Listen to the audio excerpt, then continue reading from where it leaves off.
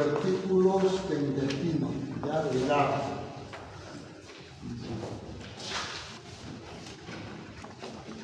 Ya, entonces, como no tuvimos, creo que no hablamos de divertículos de esófago, bueno, lo hemos visto en los videos que les he mandado. Un divertículo es una bolsa ciega que cuelga hacia afuera del tubo digestivo, ¿ya? Que está revertida por mucosa y comunica con la vía intestinal, ya sea de esófago, de estómago, de duodeno, de intestino delgado, ¿ya? Pues, el duodeno se extiende del píloro hasta el ángulo duodeno yeyunal, es la porción más corta del intestino delgado, aproximadamente 25 centímetros de largo, adopta la forma de un círculo incompleto cuya apertura mira hacia arriba y hacia la izquierda, ¿ya? Los divertículos pueden ser congénitos, llamados también verdaderos, constituidos por todas las capas de la pared intestinal, ¿ya? Los más comunes, los duodenales, y el más frecuente de todo es el divertículo de Meckel, ¿ya? Este es el divertículo más frecuente, que es el divertículo de Meckel, que no es duodenal, que es el intestino, ¿ya? El divertículo de Meckel. Pero los divertículos más frecuentes se presentan a nivel duodenal. Los adquiridos, llamados también falsos, solamente están compuestos por la mucosa y submucosa. Ya, su pared está formada por la mucosa y submucosa, y es a través de un defecto de la capa muscular, ya de la pared intestinal, que se hernian, son herniaciones prácticamente de la capa de la mucosa y submucosa de la pared intestinal, ¿ya? Entonces están constituidos por estas capas solamente en la pared. Puede ocurrir en cualquier parte del intestino delgado.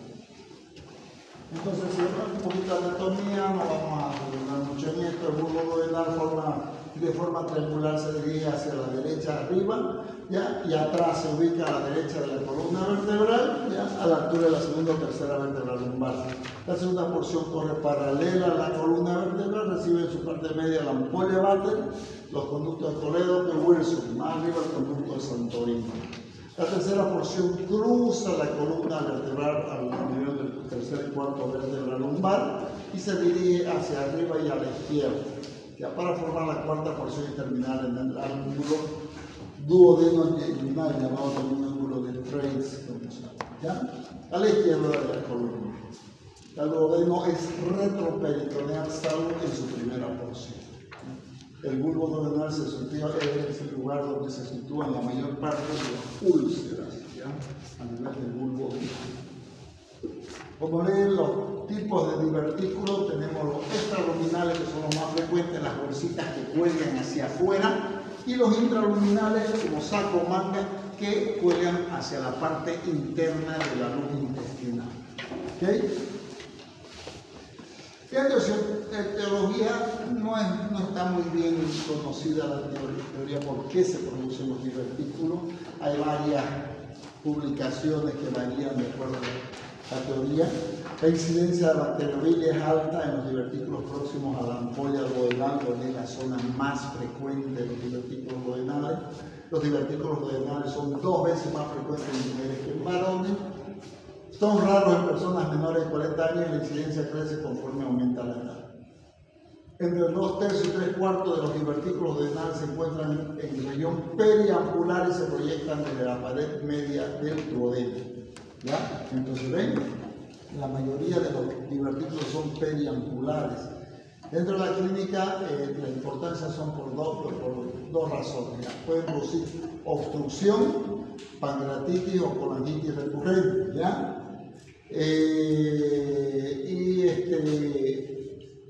Después de una colecistectomía pueden albergar cálculos recidivantes en el colédoco, ya después de una colecistectomía, ¿okay? o formar cálculos recidivantes. Entonces aquí tenemos la ampolla de Vater y en la región periambular podemos ver un divertículo, ¿ya? Aquí tenemos la ampolla de Vater y aquí la presencia de un divertículo. Está la luz duodenal y este es un divertículo, ¿ya? Entonces aquí tenemos la ampolla de Vater y estos son divertículos periambulares, forman casi parte de la ampolla de Vater, ¿ya? Entonces, como dije, pueden ser congénitos o adquiridos. El duodeno en el segundo sitio en frecuencia de la ubicación de los divertículos. Cerca de la ampolla Batten puede dar colangitis, pancreatitis y litiasis. La incidencia de bacteriovirus es alta, como digo, en los divertículos próximos a la ampolla. Los síntomas: molestias epigástricas, hemorragia, perforación y diverticulitis. Son los síntomas y prácticamente muchas veces las complicaciones de los divertículos gastritis. El tratamiento: hay que hacer una diverticulectomía, o sea, la extirpación del divertículo, generalmente con una sección con parte de la pared intestinal, realizando una maniobra de Kocher, ¿ya? Para poder liberar la parte duodenal y poder realizar este tipo de procedimientos. Como le digo, la sintomatología puede haber generalmente molestias epigástricas inespecíficas que no nos dan la característica patognomónica de que se trate de esta patología, de esta molestia, ¿ya? El duodeno del segundo sitio en frecuencia entre la ampolla de Batten, como dije, que puede dar esas complicaciones, colangitis, pancreatitis y litiasis, ¿ya? Que no siempre estas complicaciones nos dan a pensar que puede tratarse de la presencia de divertículos. En pacientes con esta variedad, la ampolla suele penetrar en el duodeno y en el borde superior del divertículo, ¿ya? Cuando el divertículo se encuentra a nivel de la ampolla. Y como ven aquí, ¿ya? En una distribución de 95 divertículos duodenales encontrados en las 4 porciones del duodeno, podemos ver que 53 de los divertículos fueron encontrados más o menos en una distancia de más o menos 2 centímetros alrededor de la ampolla de Batten. 18 divertículos formaban parte dentro de la ampolla de Batten. La ampolla de Batten estaba dentro del divertículo, 18. ¿Ya? 15 los encontramos en la tercera porción y el resto menos frecuente en las otras porciones. Entonces ven, la zona más frecuente donde encontramos son periampulares. El diagnóstico es puramente radiológico, se presenta como una imagen redondeada ya en conexión con la luz del duodeno. La endoscopía en un 9 o un 20%, autopsia, en endoscopía hacemos hallazgos, estos son hallazgos incidentales, no son diagnósticos, digamos. Si sospechamos divertículo, no significa que un 9 o un 20% del diagnóstico es fidedigno. Con endoscopía es 100%. Pero los hallazgos en endoscopía en un 9 o un 20% podemos hacer hallazgos incidentales. En autopsia un 10 a un 20%, ¿ya? La Sociedad Americana de Cirugía nos habla que un menos un 5% ya pueden presentarse estos hallazgos en presentar alguna sintomatología clara, y menos de un 50%, de un 90% son asintomáticos, ¿ya? Aquí vemos la luz duodenal y aquí un gran divertículo, por endoscopia. En el duodenal, un gran divertículo, ¿ya? Normalmente, como le digo, aquí tenemos este es el intestino y aquí vemos la presencia de divertículos. Esto se encuentra en el borde mesentérico, ¿ya? Muchos divertículos en cuanto al intestino, generalmente los encontramos en el borde mesentérico del intestino, ¿ya? En el borde antimesentérico, o sea, en el borde libre del intestino casi no se encuentra, en el intestino delgado, ni en el duodeno, son muy raros. El único que se presenta así es el divertículo de Meckel, el más frecuente, ¿ya? Entonces aquí vemos un gran divertículo, ¿ya? Es una porción de duodeno y un gran divertículo. Entonces, ven, la segunda porción y este es el intestino y en el borde mesentérico. ¿Por qué? Sobre todo es debido a la debilidad de esta zona, donde atraviesan los vasos, ya la pared del intestino al mesenterio. El mesenterio vienen las arterias, ¿ya? Y atraviesan la pared intestinal. Entonces esas son zonas de debilidades donde se puede producir la herniación de la mucosa del intestino. No son congénitos. Todos estos divertículos generalmente son adquiridos, son falsos, ¿ya? Se producen con el tiempo, ¿ya? ¿Ven? Pueden presentarse así gran cantidad de divertículos, ¿ya? En el borde mesentérico, ¿ya? Y se ven las imágenes radiológicas, ¿ya? Generalmente son asintomáticos, como les dije, y muchas veces operamos nosotros por otra cosa, nos encontramos casualmente, yo me he encontrado muchas veces con divertículos, este tipo de divertículos, ¿ya? El paciente nunca ha tenido sintomatología y estamos operando por otras cosas, ¿ya? Entonces las complicaciones pueden ser diverticulitis, perforación o hemorragia, ¿ya?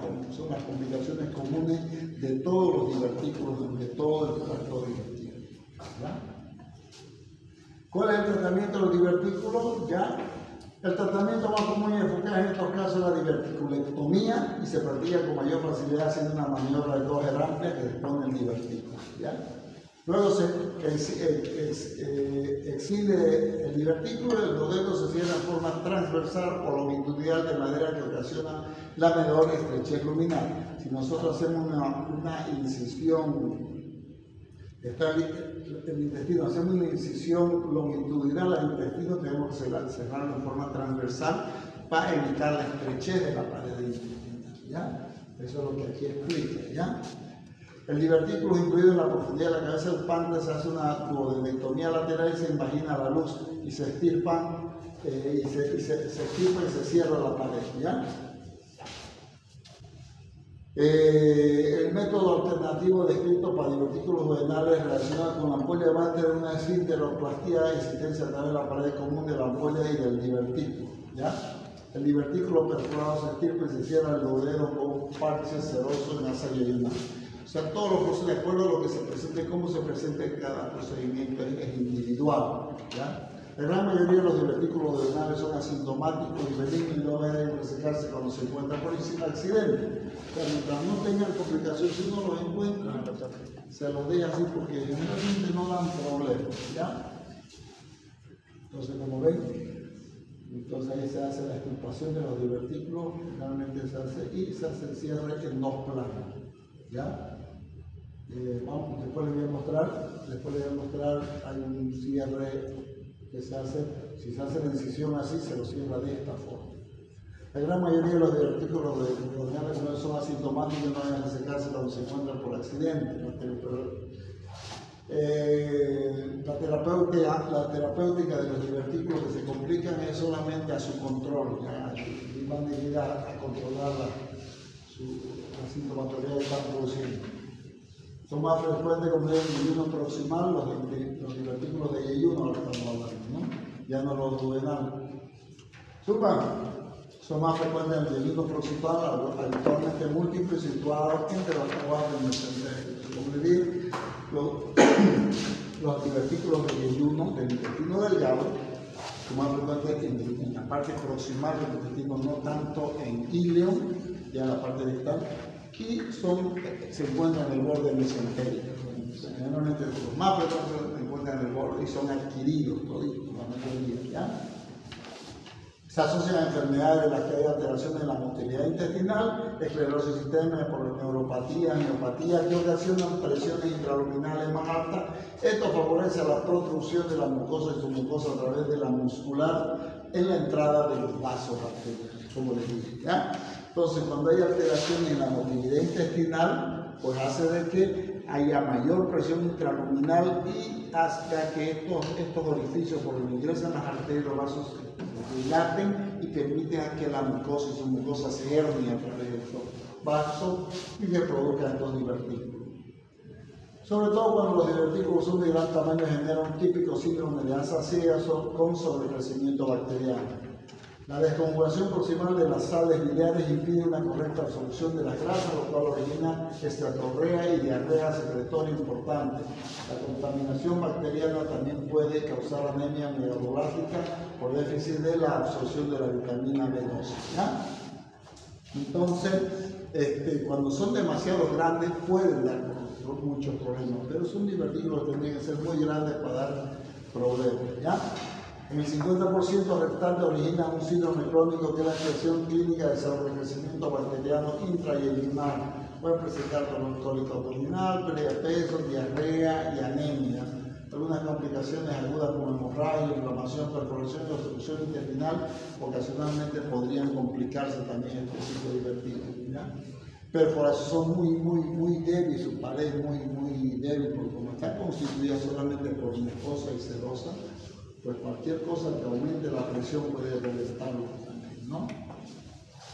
¿Ya? Y se presenta así, ¿ven? El intestino, su borde antimesentérico y el borde mesentérico se presentan en estas bordes. Todos esos son divertidos, ¿ya? Así ven, el borde mesentérico y se presentan así, ¿ya? Muchas veces yo he visto en cirugía, muchos no son muy infrecuentes, se ve en cirugía, ¿ya? Y aquí veo una luz intestinal y divertido, ¿ya? Igualmente, en endoscopía. Del 20 al 40% de los pacientes con divertículos que se presentan malestar abdominal y saciedad precoz. Con menor frecuencia aparecen diverticulitis, hemorragia, sobrecrecimiento bacteriano y mala absorción, ¿ya? Con menor frecuencia. Generalmente el paciente puede presentar algunas veces, como digo, malestar estomacal, que se toma un digestivo y se le pasa, y lo toma como problema digestivo, y nunca se hace un estudio para ver qué problema tiene, ¿ya? Luego se puede hacer una endoscopía, puede ser que salga una gastritis leve, hacer tratamiento de gastritis, y nunca se asocie que ese malestar puede ser unos divertículos intestinales, ¿ya? Porque tiene que ser muy minucioso el pensamiento para hacer la deducción médica para decir, y no serán divertículos intestinales, no llegar a ese diagnóstico por una dispepsia, por una malestar, o hinchazón, más atribuyen a gastritis, a esas cosas, claro. Más que nada divertículos, por lo que no es tan frecuentes estos cuadros, ¿no?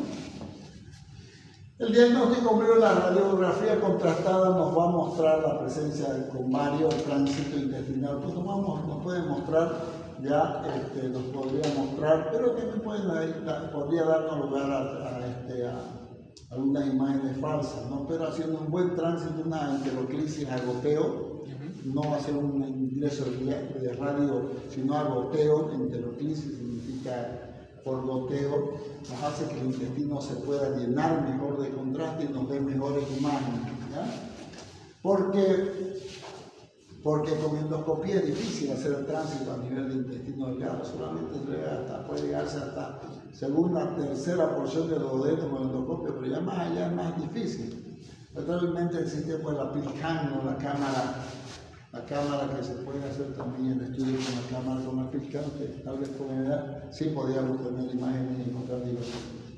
Pruebas de mala absorción, endoscopía intraoperatoria que no se hace, no es muy frecuente, y la enteroscopía que se hace con las cámaras, con la PILCAM, con este tipo de cámara, ya que son chiquititas así. Aquí hay un hombrecito que va manejando. Yeah. No hay hombrecito. Yo digo que hay un hombrecito ahí. ¿Ya? Entonces, son unas cápsulas que el paciente se las traga, tienen luces LED así. Ahora estas son mejores que antes. Estas son, habían antes más antiguas que tenían otro tipo de luz. Ahora tienen unas luces muy LED, muy potentes, tienen mejores baterías, todo. Entonces, ya dan unas imágenes espectacularmente nítidas. Creo que vale 800 bolivianos en el estudio. ¿Ya? Y pues se la traga el paciente y hace un recorrido y va mandando imágenes todo el tiempo, va mandando imágenes de todo el trato digestivo, más o menos como una tabletota así, ¿no? Así que se la puede tomar, ¿ya? Y se lo vamos monitorizando, ¿no? Ahora creo que ya viene hasta con Bluetooth, con el celular, ¿ya? Entonces ya los cablecitos han quedado medio de malla, ¿no? Entonces, y se puede pues monitorizar, ¿no? Hacer un estudio muy específico y muy bueno de todo el tránsito del tubo digestivo, ¿no? Del intestino delgado con este tipo de cámara, ¿ya? $800, no $800. No. Tratamiento. El síndrome crónico, el tratamiento consiste en la administración total de antibióticos de amplio espectro durante 1 o 2 semanas. El 60% restante de la cirugía está indicada solamente consiste en la resección del sector intestinal que alberga los divertículos, limitando en lo posible la extirpación para no crear un intestino corto. ¿Saben qué es intestino corto? ¿Ah? ¿Saben? Intestino chiquitito. Eso es intestino corto y intestino chiquitito. No, el intestino corto es el síndrome del intestino corto. El intestino corto produce el síndrome del intestino corto, que significa que cuando a una persona le hacen una resección intestinal, o sea, una resección de intestino delgado, se dice que menos de 1,10 metros de intestino delgado es incompatible con la vida. ¿Ya? O sea, la persona mínimo necesita tener 1,10 metros de intestino delgado para poder sobrevivir. No sé en qué condiciones, por flacuchento, con diarrea, medio necesitando vitaminas, pero dice que todavía podría vivir. Otros hasta 1,5 metros, dicen, ¿ya? Entonces, muchas veces hay que cortar el intestino y a veces se queda con menos de eso. Entonces, ¿qué es lo que sucede? Que el intestino, ustedes saben, el intestino delgado es el sitio donde se produce la absorción de los alimentos. Entonces, si un paciente no tiene intestino delgado, no hay absorción de alimentos. ¿Ya? Entonces, el paciente no va a absorber nutrientes. Va a comer, pasa directamente al intestino grueso y se elimina y el paciente se desnutre. Va a desnutrirse y va a presentar probablemente diarrea y todo el tiempo empezando diarrea, ya por nada, y se desequilibra, se desnutre, porque tiene el síndrome de intestino corto, ¿ya? Entonces es incompatible, tiene que hacer nutriciones parenterales para mantenerlo a ese paciente, pero no puede vivir toda su vida así, y no existe el trasplante de intestino todavía, ¿no? Por lo menos acá no lo tenemos, ¿no? Entonces, cuando hacemos resecciones intestinales siempre tenemos que tomar en cuenta, bueno, generalmente los divertículos no son zonas muy extensas. Yo cuando he encontrado divertículos en intestino delgado, son segmentos que abarcan 30, 40 centímetros solamente, no son muy amplios. Además, no hemos hecho resección porque nosotros hemos entrado por otras causas, son hallazgos incidentales, entonces generalmente no los tocamos, ¿no? No vamos a mezclar dos cirugías, dos procedimientos que a veces no tienen nada que ver uno con otro. En la urgencia por complicación diverticular, la cirugía también consiste en la resección intestinal antes de la diverticulosis. O sea, si tenemos un divertículo perforado, un divertículo que esté sangrando, que esté inflamado, entonces hay que entrar y generalmente a veces no se sabe cuál es el que ha sangrado, cuál es el complicado, porque a veces están juntitos. Entonces hay que sacar todo el bloque y sacar todos los divertículos, ¿ya? Todos los divertículos. Como yo siempre tomando en cuenta de que el segmento que saquemos no abarque todo el intestino y lo debemos sin intestino a ese paciente, ¿no? Divertículo de Meckel es un divertículo congénito. Este es el único que es congénito. Los demás son adquiridos, todos ellos son adquiridos. El más conocido es el congénito. Es un divertículo congénito que resulta del cierre incompleto del conducto onfalo-mesentérico, el conducto del intestino a la parte umbilical. Porque no se cierra, fue descrito por primera vez por Johann Meckel en 1809. Imagínense en esa época, más de 200 años atrás, ¿no? El conducto onfalomesentérico del intestino se obstruye de ordinario en la séptima semana. La persistencia de este conducto puede dar origen a divertículo de Meckel por falla del cierre del extremo intestinal del conducto. Dependiendo de la falla del cierre, puede variar el divertículo, de un simple divertículo a un divertículo vascularizado hasta una fístula, etc. ¿Ya? En estudios de necropsia, el índice del divertículo de Meckel es del 0,3%, pero puede ser tan alto como 2% cuando se realizan casos quirúrgicos. Sí, hasta un 2% puede ser. Es frecuente. Yo he encontrado muchos divertículos de Meckel hace años. No demasiado, ¿no? Pero he tenido la oportunidad de ver varios. ¿Ya? Y grandes. En la mitad de los casos la mucosa que lo recubre es de tipo ileal y en la otra mitad se trata de una mucosa heterotópica de origen gástrico productora de ácido. ¿Ya? Entonces el divertículo de Meckel al tener un origen embrionario tiene mucosa de tipo ileal, de ileum, ¿ya? Pero también tiene otra mitad con mucosa que es heterotópica, de origen gástrico y puede producir ácido clorhídrico, inclusive se puede ulcerar, puede producir úlcera péptica, ¿ya? Porque tiene mucosa, esa mucosa heterotópica. También puede ser de origen duodenal, pancreático o colónico, presentar ese tipo de mucosa, ¿ya? El divertículo de Meckel, ¿ya? Puede presentarse. A una distancia más o menos de 45 y 90 centímetros de la válvula ileocecal. Su tamaño varía entre 1 y 12 centímetros y su diámetro de 0,3 a 3,5 centímetros. Nunca he encontrado ese tan ancho, ¿no? Sus paredes están formadas por todas las capas del intestino en un divertículo verdadero, congénito. En un tercio de los casos existe en ellos tejido heterotópico, como dije, mucosa gástrica, mucosa duodenal o colónica, tejido pancreático o neuroendocrino, ¿ya? En un tercio de los casos. Es el divertículo verdadero más común del tubo digestivo, es una proyección relativamente ancha en el lado antimesentérico del hígado, está en el borde antimesentérico. Existen diversas formas que dependen de la presencia o ausencia de comunicación con el ombligo o atrofia del conducto onfalomesentérico. O sea, como dije, existen varias formas. Y ahí tenemos, aquí hay un conducto fibroso con un ombligo bien profundo. Aquí hay una fístula umbilico-intestinal. Aquí hay como un apéndice, un divertículo con su vascularización. Aquí hay un cordón fibroso con un quiste intermedio, ¿ya? Aquí hay un divertículo de Meckel que está vascularizado. No siempre se lo encuentra así. O sea, muchas veces está solamente el divertículo, está con su cordón fibroso, ¿ya? Aquí ven, intraoperatoriamente un divertículo de Meckel, ¿ya?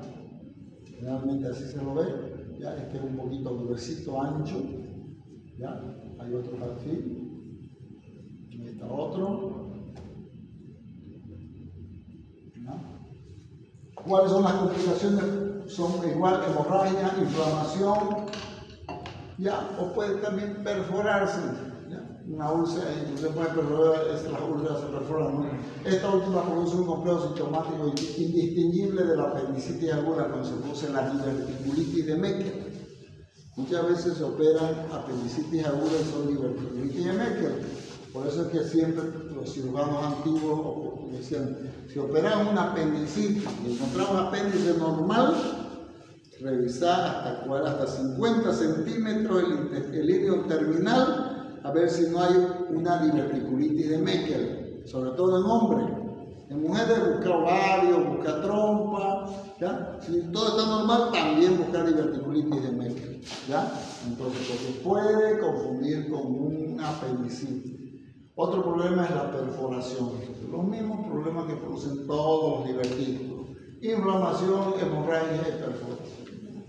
Casi todos los divertículos de Meckel son sintomáticos, se encuentran en la niñez y el síntoma más común es la hemorragia, ¿ya? Entonces los sintomáticos generalmente se presentan en niños y en la hemorragia. En adultos muy difícil ya que haya sintomatología de un divertículo de Meckel. La incidencia en autopsia es del 2%, en asintomático la enteroclisis, la gammagrafía permite su diagnóstico. Las complicaciones como obstrucción intestinal, hemorragia, diverticulitis aguda o presencia de un divertículo en un saco herniario, la hernia de líquido, ya la presencia del divertículo en el saco herniario. ¿Ya? La hernia de líquido es la hernia del borde antimesentérico del intestino, ¿ya? Y ahí puede estar metido el divertículo de Meckel. La frecuencia de perforación o peritonitis por diverticulitis de Meckel es de un 50%.